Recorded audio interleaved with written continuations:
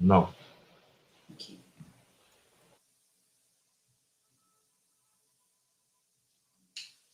Pronto. Boa noite a todas e todos. Sejam muito bem-vindas e bem-vindos à noite de lançamento de livros do 8º Encontro Internacional de História Colonial, que esse ano traz para a gente o debate Impérios Coloniais da Era Moderna, Rupturas e Permanências. Bom, eu sou Érica Lopo e estou hoje aqui muito bem acompanhado de Ronaldo Weinfels, que dispensa apresentações. Estou aqui hoje com uma missão muito especial. É uma felicidade muito grande para mim estar aqui hoje, numa sessão de lançamento de livros, retornando a esse encontro internacional de história colonial, evento tão importante para nós pesquisadores, para nós estudiosos, né, do período colonial, não apenas no Brasil, mas, como todos sabem, esse é um evento de grandes proporções e que traz pesquisadores de todo o mundo, né? E o Wake, como nós costumamos chamar, é um evento que eu comecei a frequentar no ano de 2010, quando eu ainda estava no mestrado, e em sua terceira edição, não acompanhei as duas primeiras, ainda estava na graduação naquele tempo, e é uma felicidade retornar hoje ao Wake, não mais como mestranda, né, mas como docente da Universidade Federal de Pernambuco, e com uma missão que é lançar o meu livro. Bom, o livro foi vencedor do 2º prêmio Cátia Matoso, de História da Bahia, na modalidade Melhor Tese de Doutorado, e eu vou fazer uma fala muito breve, tá? E vou passar para o Ronaldo. Eu não entendi se o Ronaldo caiu ou se ele desapareceu aqui, só para mim. Não caí ainda, não. Ah, tá, porque você desapareceu para mim. Pronto. Então, como dizia, esse livro, ele foi vencedor do 2º prêmio Cátia Matoso, de História, e é uma felicidade lançá-lo hoje aqui, em companhia de Ronaldo Weinfels. Bom, para nós historiadores, para os pesquisadores, de um modo geral, que vivemos esse ofício solitário da pesquisa, são muito poucas as oportunidades de divulgação do nosso trabalho. Então, por isso, esses momentos de divulgação, eles são da maior importância, né, são extremamente gratificantes e únicos. Por isso, eu gostaria de agradecer à organização do Encontro Internacional de História Colonial pelo espaço de divulgação da pesquisa, pelo empenho, é claro, na organização desse evento em um momento tão difícil, de crise sanitária, um momento em que o nosso país já perdeu mais de 500 mil vidas, e também um momento de desgoverno terrível. Então, é fundamental sinalizar aqui a importância do nosso evento, né, do EIC, e agradeço diretamente a figura do professor Jorge Cabral, que está diretamente na organização do evento, hoje meu colega de trabalho, e não poderia deixar de agradecer também aos promotores do prêmio, né, que deram origem a esse livro, A Arte de Mandar, Trajetória de um Nobre Português a Serviço do Império, Bahia, Portugal, Goa, no século XVII.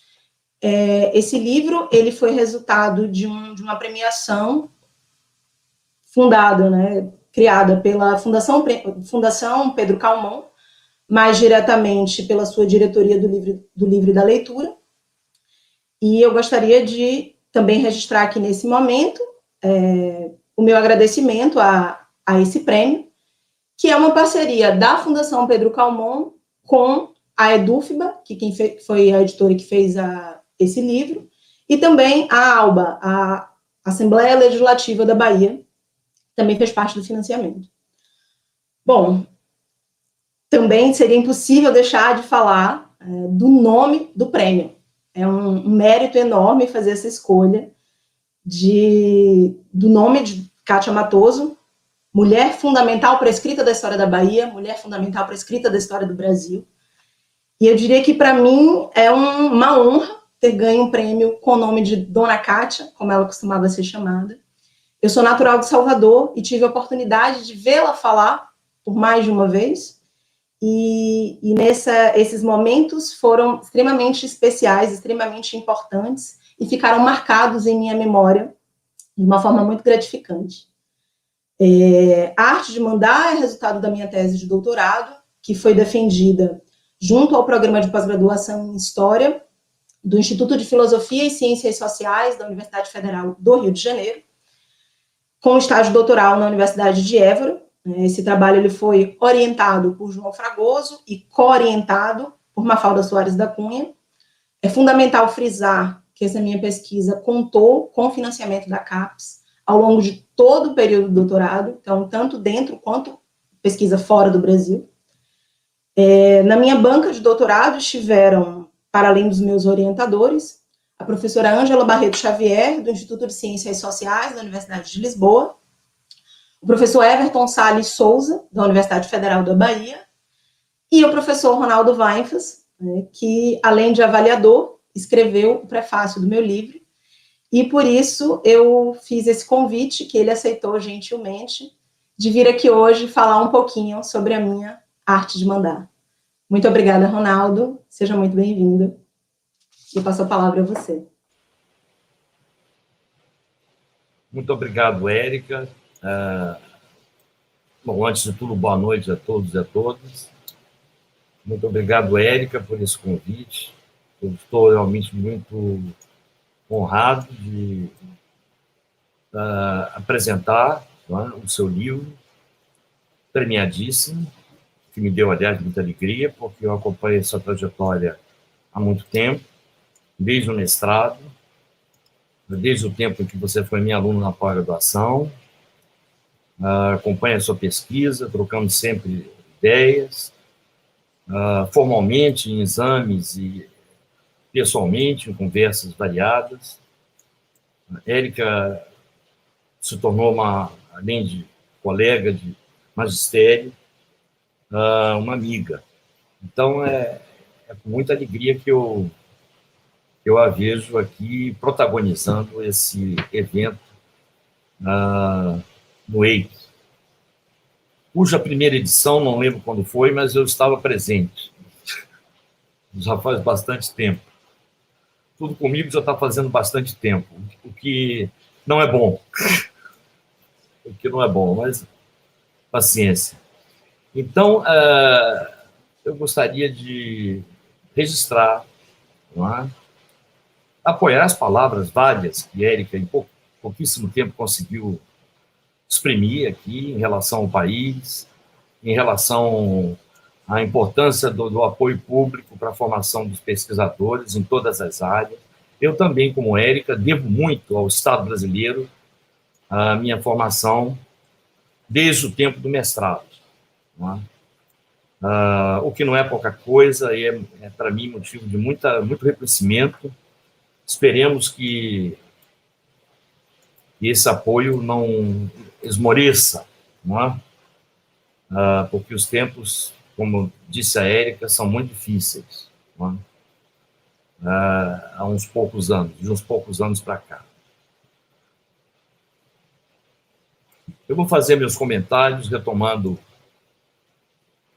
um pouco o texto do meu prefácio, naquilo que for pertinente, e mesclando com outros comentários, tentando ser disciplinado aqui para não falar muito.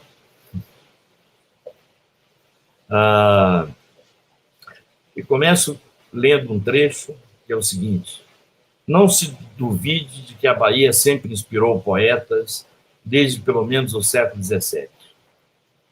Gregório de Matos, o Boca do Inferno, que nela viveu muitos anos, escreveu versos sublimes. Triste Bahia, ó quão dessemelhante estais, e estou do nosso antigo estado. Pobre te vejo a ti, tu ani empenhado, tu ani abundante. Fecha a citação. Gregório exprimiu certa nostalgia sobre a grandeza baiana de outrora, lastimando sua decadência, identificando-a à sua própria trajetória, que também passava na época por momentos turbulentos. Imaginação barroca. A Bahia seiscentista ainda era pujante. cabeça do então chamado Estado do Brasil naqueles anos. Então, a Bahia colonial é um cenário privilegiado para se estudar a história da América Portuguesa, e mais que isso, embora aí haja uma necessidade de ousadia muito grande, o Império Marítimo Português, que é o que vemos na obra de Érica Lobo. Historiografia sobre a Bahia colonial, quer a brasileira, quer a brasilianista, encontrou na Bahia um campo fértil para explicar aquilo que o Sérgio Buarque chamou de raízes do Brasil. Desde historiadores antigos e clássicos, como já citado Pedro Calmon, o grande Pedro Calmon, Vanderlei Pinho, Luiz Henrique Dias Tavares, até jovens historiadores da atualidade, como é o caso da Érica. Eu poderia citar aqui vários livros e autores, mas já citei alguns. Poderia citar o Russell Wood, autor, entre outros livros, do Fidalgos e Filantropos, sobre a Santa Casa de Misericórdia da Bahia. Stuart Schwartz, claro, autor de Burocracia e Sociedade no Brasil Colonial, de Segredos Internos. Estaria também entre os brasilianistas Susan Soeiro, que desde os anos 70 fez um livro clássico sobre o convento de Santa Clara do Desterro, o único convento de freiras do Brasil colonial, o tal que abrigava, segundo Gregório de Matos, as freirinhas alegres, que encontravam os seus namorados que entravam pelo alçapão do convento. Ela encontrou documentação, inclusive, para isso. Eu mesmo estudei a Bahia e me dediquei encantado à história da Bahia quando estudei a rebelião indígena do século XVI, a Santidade de Jaguaribe, que foi muito inspirada também pelo etnólogo e historiador baiano José Calazans, que tive a honra de conhecer pessoalmente num evento ocorrido no Arquivo Público da Bahia, em que eu tive o privilégio de estar do lado dele na mesa. Eu apresentei também, na ocasião, o meu livro, e ele fez comentários. Foi um momento muito emocionante para mim, estar ao lado do professor Zé Calazans, que, inclusive, deu aula na universidade que eu mencionava na época, Universidade Federal Fluminense. Ele atuou na pós-graduação da UF. Mas esse foi um momento muito especial. Bom, vou deixar de citar outros autores, porque a bibliografia sobre a Bahia é muito extensa e muito rica, muito diversificada, e começa a tratar de A Arte de Mandar. Esse grande livro de Érica Lobo está perfeitamente em consonância com as tradições de excelência da historiografia brasileira, baiana em particular, e sobre a Bahia, mesmo aquela produzida no exterior. Érica, que, como já disse aqui, é natural da Bahia de Todos os Santos, formada pela Universidade Federal da Bahia, ex-aluna, portanto, de grandes historiadores da casa, como Everton Sá de Souza, Lígia Bellini, João Reis, para citar só três. De maneira que a Érica tem uma formação acadêmica um tanto baiana, outro tanto carioca, digamos assim, ou fluminense, já que fez o seu mestrado na Universidade Federal Fluminense e o seu doutorado na Universidade Federal do Rio de Janeiro. E, como ela disse aqui, orientada por 2 especialistas no período, no caso do mestrado pela professora Fernanda Bicalho e, no caso do doutorado, pelo professor João Fragoso. Teve uma formação, portanto, muito sólida, além de ser uma historiadora viajada, com estágios em diversos países, de línguas diversas, com pesquisa em Portugal, em arquivos, pesquisa de fontes manuscritas em primeira mão, e também ali, porque Érica, de fato, além de muito qualificada, muito sortuda, teve a privilegiada supervisão de Mafalda Soares da Cunha, uma das maiores especialistas da história do Portugal restaurado. Não é de surpreender, portanto, que a nossa autora insira a história colonial da Bahia no contexto do Império Marítimo Português.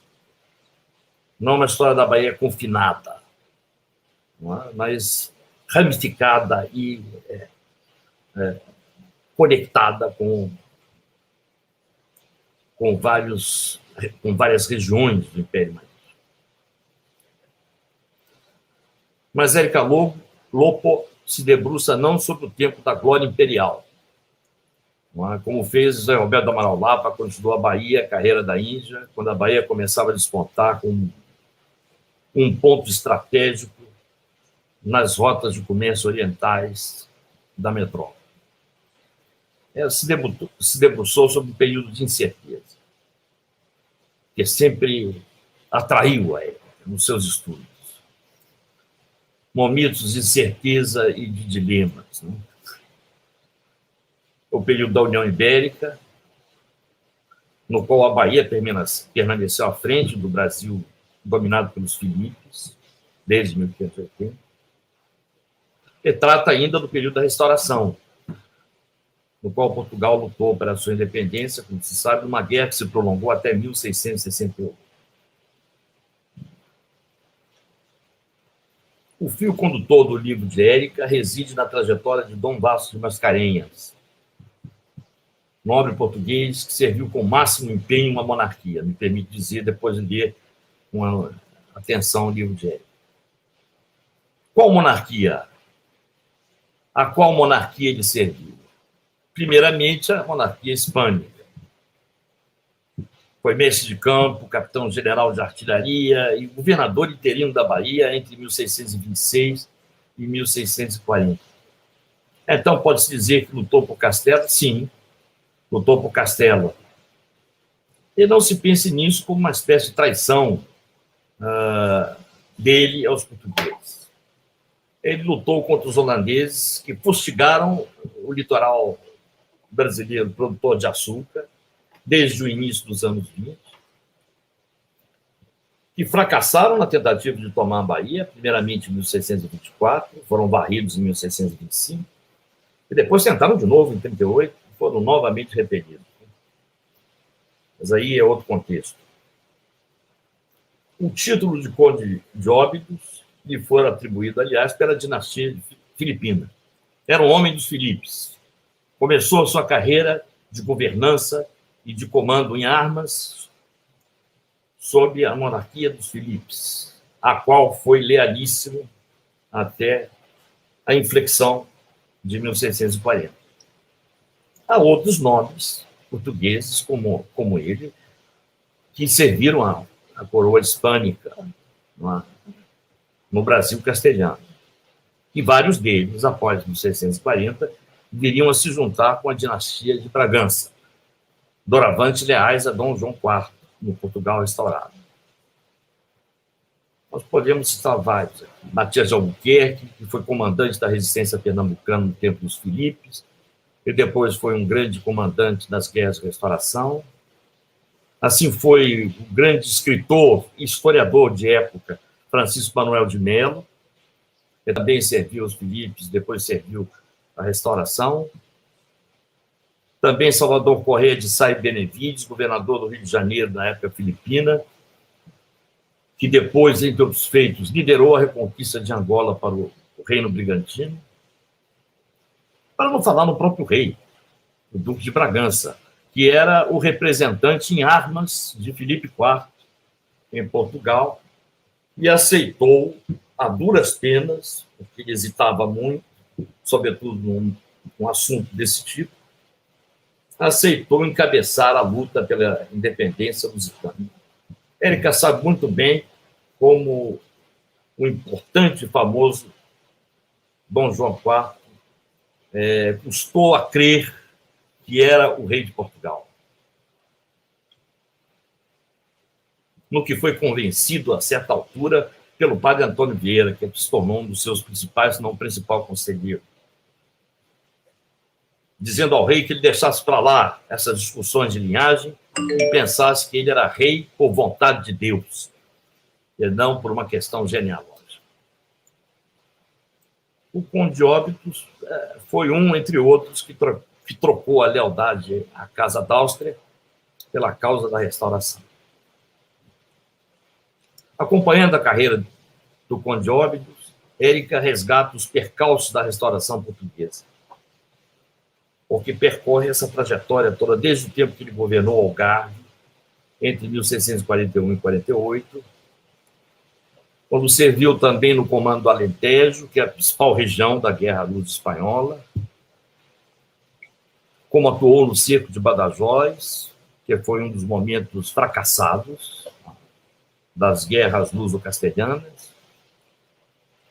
Ele, aliás, perdeu algum prestígio por causa dessas derrotas, mas não a ponto de ser rifado pela Casa de Bragança, que vivia sempre muito insegura sobre em qual ou quais devia confiar, porque também eram nobres que andaram no que alguns autores de história contemporânea hoje caracterizam como zona cinzenta, uma espécie de atantismo, ou, em linguagem comum, em cima do muro, para ver para que lado caía o destino. Não é?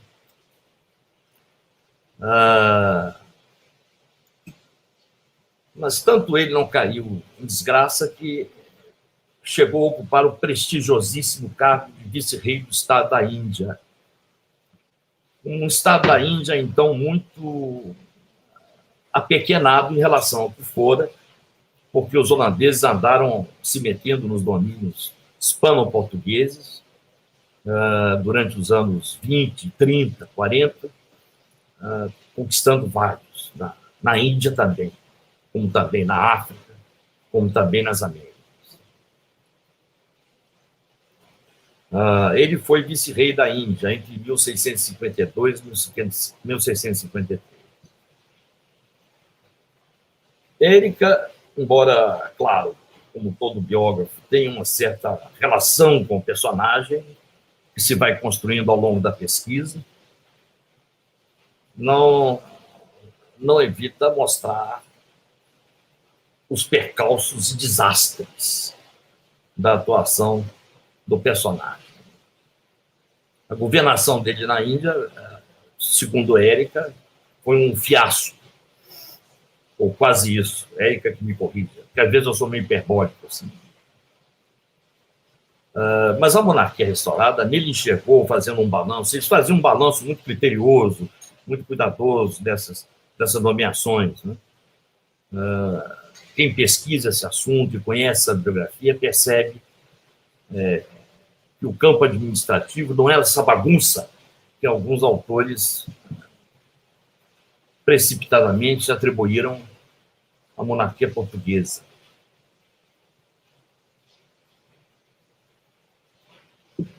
A monarquia restaurada, nele enxergou um governante de serviço, ou seja, um homem nobre, leal à realeza. Fosse a realeza castelhana no passado, fosse a realeza restaurada a partir de 1640.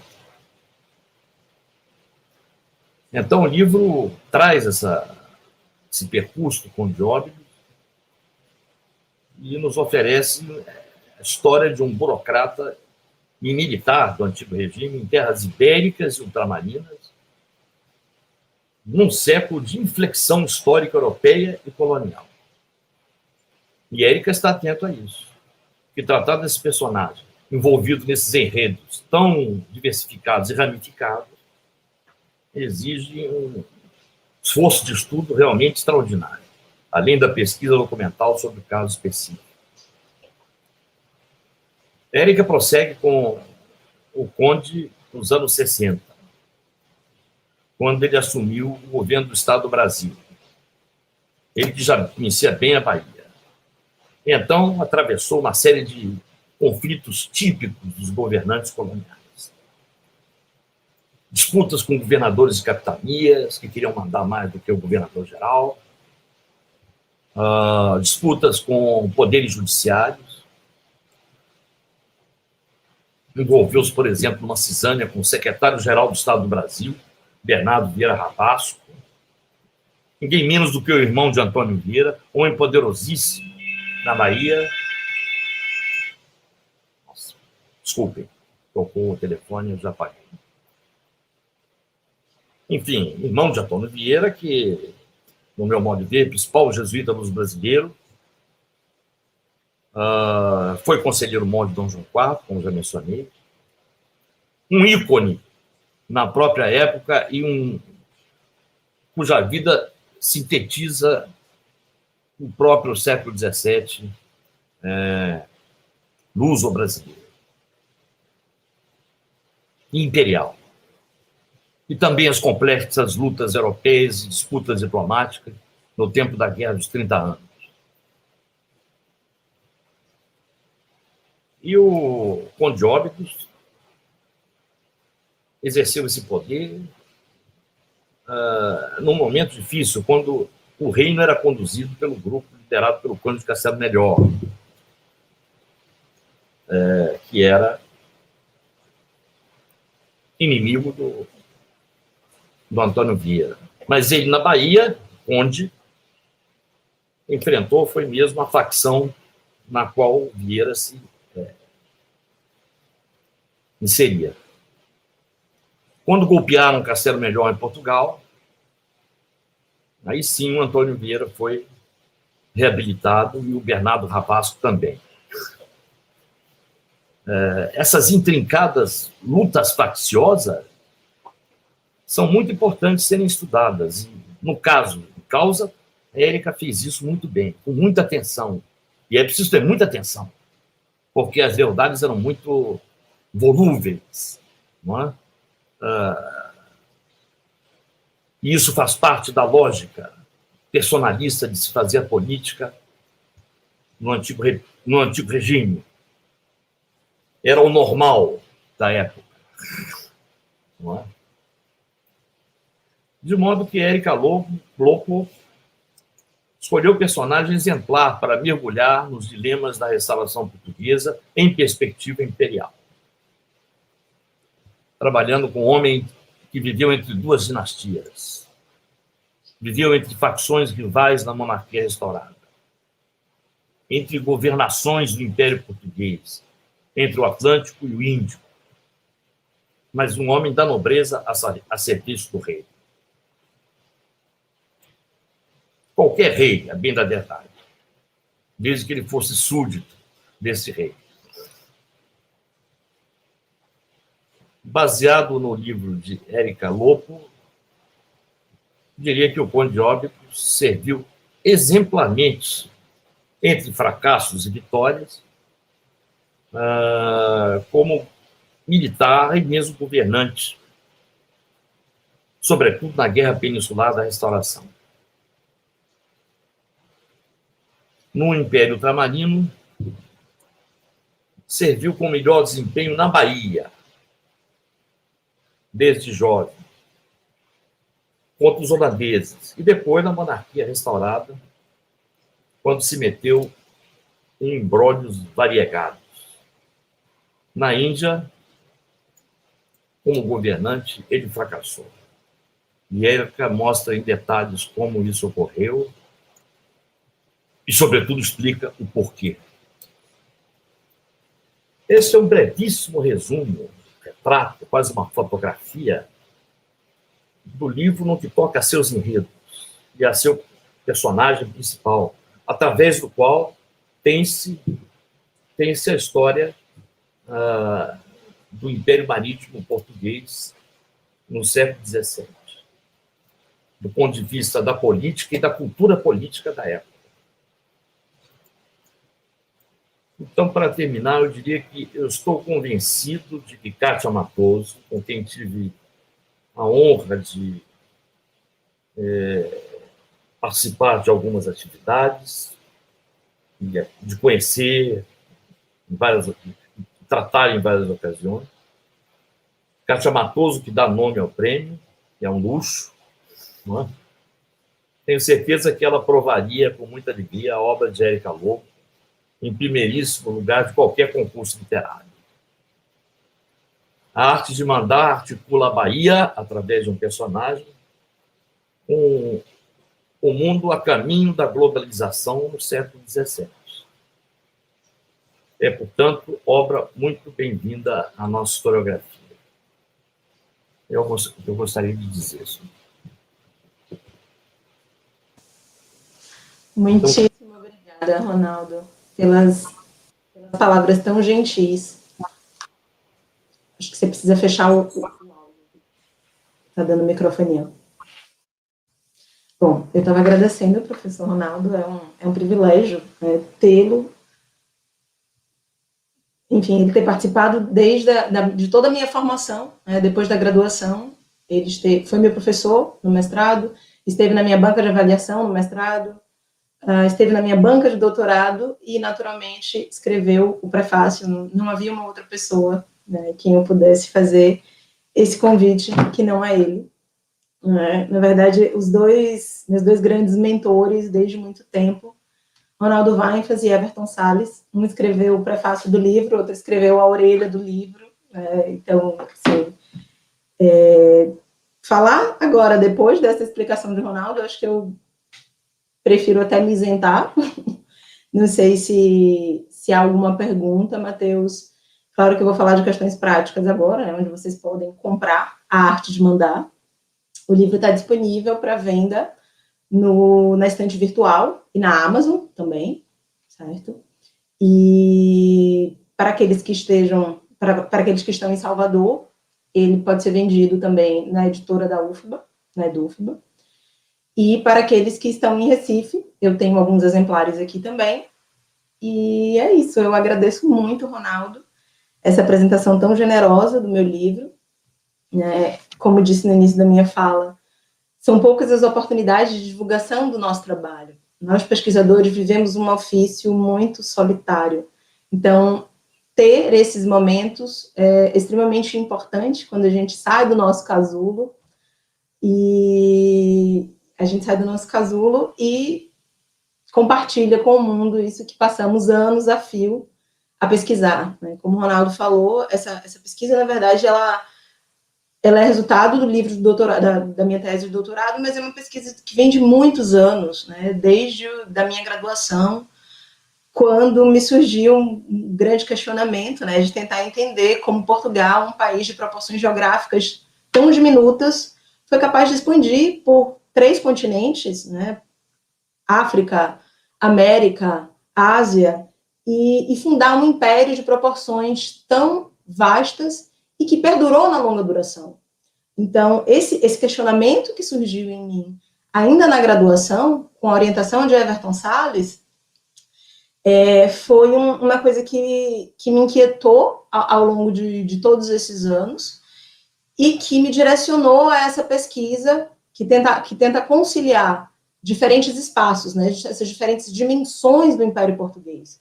Então, eu penso o Estado da Índia, a África ainda está como um espaço de passagem, eu não consegui pensar também o continente africano, mas eu penso o Reino de Portugal, América e o Estado Português da Índia.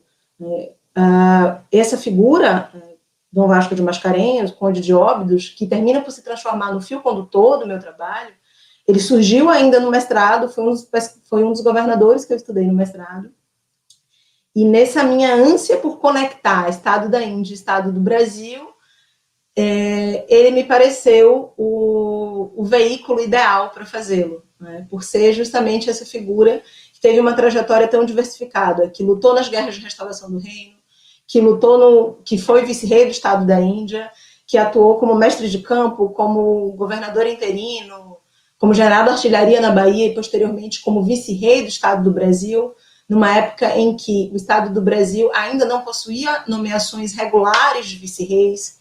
Então, essa figura tão enigmática e que eu brinco que ele é, ao mesmo tempo, ordinário e extraordinário.